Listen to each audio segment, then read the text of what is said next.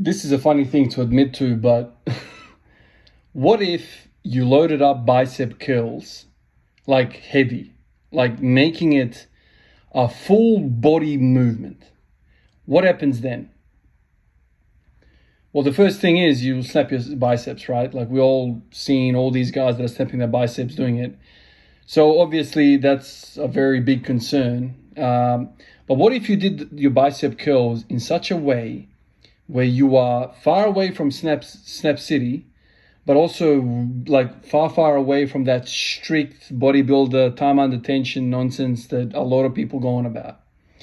I don't know how many times I've seen guys with shitty, crappy form have great physiques, great performance, great deadlifting, great squatting, simply because they just freaking send it. And I'm telling you this from a point of view of being that guy, that pencil neck freaking youngster that didn't know much about what was going on and just maximizing my time meditation, perfect form, and that was it. And I don't want to send you down the wrong path. Like if you're a beginner, I don't want to tell you just to load up the full bar and just send it with your freaking glutes in bicep curls and arch your back and all that sort of stuff.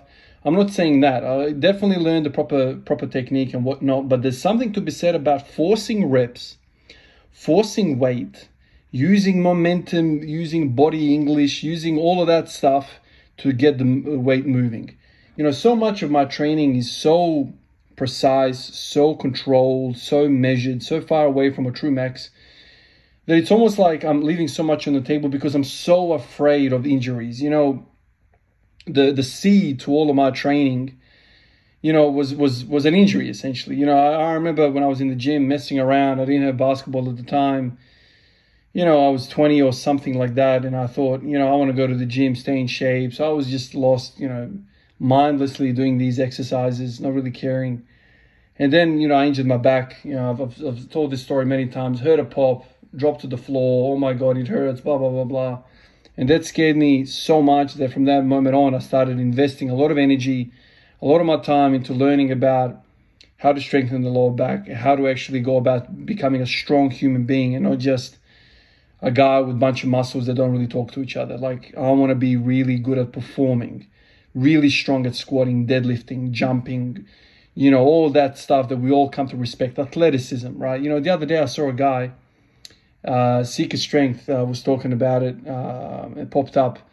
They were talking about some rugby guy who's got like a 270 kilo squat, but also runs very well in some drill that they're doing rugby. And I thought, wow, like, he doesn't look aesthetic. He doesn't look like your bodybuilder. My God, this is a weapon. This guy is a weapon. And to me, that attracts me. Obviously, he's carrying a lot of body fat and whatever. Like, he's purely performance-based, doesn't care about anything else. But to me, it's like, I see that and I'm like, respect. That is a man that's firing on all cylinders.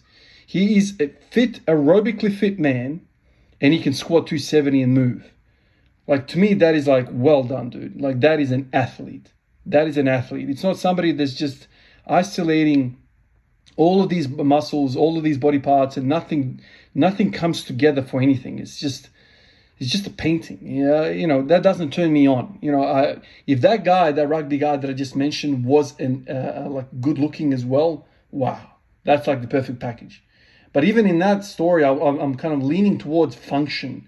To me, it's sexy to see a guy move that much weight and be strong and probably pain-free.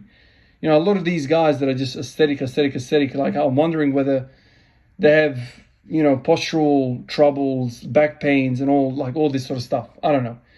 I'd rather the performance than the aesthetic. My dream is not to be a fat dude, to be an guy that doesn't look well. My dream is to have aesthetics, to look good as a byproduct of being an athlete. That to me, it would be like a dream. Because then I get to train like an athlete and not have to do like a freaking 1,000, curls and lateral raises and all that boring stuff. I get to train like an athlete, move real weight, real stuff, and also, get that aesthetic look. That would be really, really sick. So today, I've worked up to 180 on the squats for a set of 5. That's cool. Today was supposed to be like a nice, easy session. And I'm like, okay, today's biceps. I'm going to do some bicep curls for the elbows and whatever. And I'll do the 40 kilos, and that seems a little bit easy. Okay, load 50. 50 is kind of like that new little increment for me. And I start doing it, and the first couple of reps is okay in the first set. But then the third, fourth, and fifth reps, I start to use some body English. And I thought to myself, so what? So what? So what is body English? Glutes, lower back, momentum. But that is coming from somewhere. It's not coming from the neighbor next door.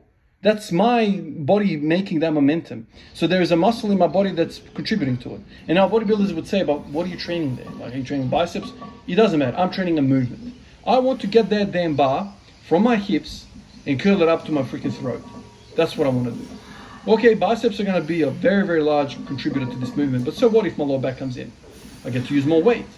Now, why would you want to do that? Well, why not?